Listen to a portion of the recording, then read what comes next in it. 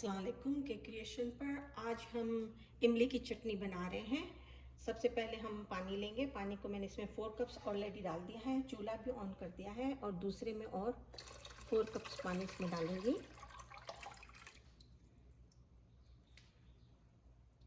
अब हम इसके अंदर में गुड़ डालेंगे 400 ग्राम। आप गुड़ की जगह पे चीनी भी इस्तेमाल कर सकते हैं।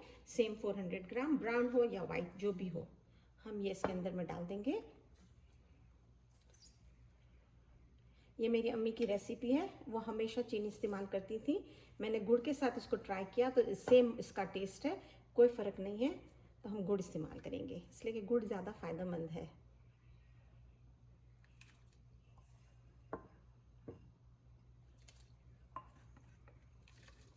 बहुत ही अच्छी और बहुत ही मज़े की ये बनती है। अच्छा, इसको हम थोड़ी देर तक पकाएंगे जब तक ये सारा गुड़ इसमें घुल जाए। पानी को अच्छी तरह से जोश आ गया। अब हम इसके अंदर में इमली डालेंगे। 32 आउंसेस के करीब है ये। 900 और थोड़ी से ऊपर है ग्राम्स। अच्छा, इमली नॉर्मल होनी चाहिए, इसमें सॉल्ट वाली नहीं होनी चाहिए। एक सॉल्टेड भी आती है, वो नहीं होनी चाहिए। आप इमली के कतारे भी इस्तेमाल कर सकते हैं, आप उतने वज़न के हिसाब से वो ले लें। ये पैकेट की इमली है। इस तरह से इसको खोल के आप डाल दें। अच्छा, चीनी या गुड़ आपको अपने हिसाब से भी थोड़ा सा आप इसको टेस्ट करने के बाद कर सकते हैं कि आपको अगर ज़्यादा मीठा चाहिए या ज़्यादा खट्टा चाहिए तो कम ज़्यादा कर सकते हैं। बहुत आसान है, इसको बस लो पे हमको पकाना है। अच्छा, ये पानी को भी जोश ही है, इसी में ही हम एक अंडा डाल देंगे साइड में, मगर उसके बाद हम इसको घुमाएंगे नहीं। तो आप पहले ज़रा इसको घुमा लें। सही है ये, बिल्कुल ठीक है। अब हम इसके अंदर में एक अंडा डालेंगे साइड में।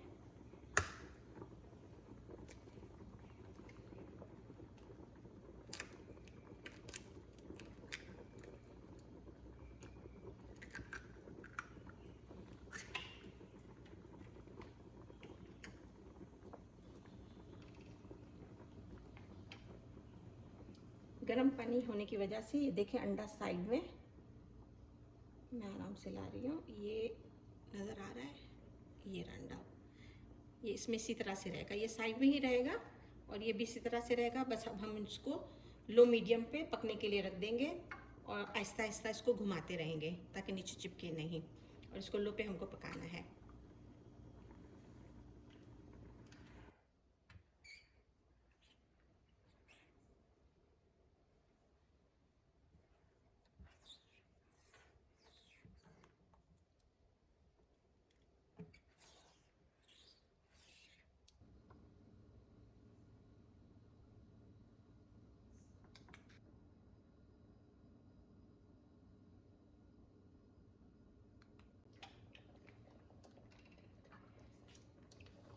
माशाल्लाह से बिल्कुल सही है।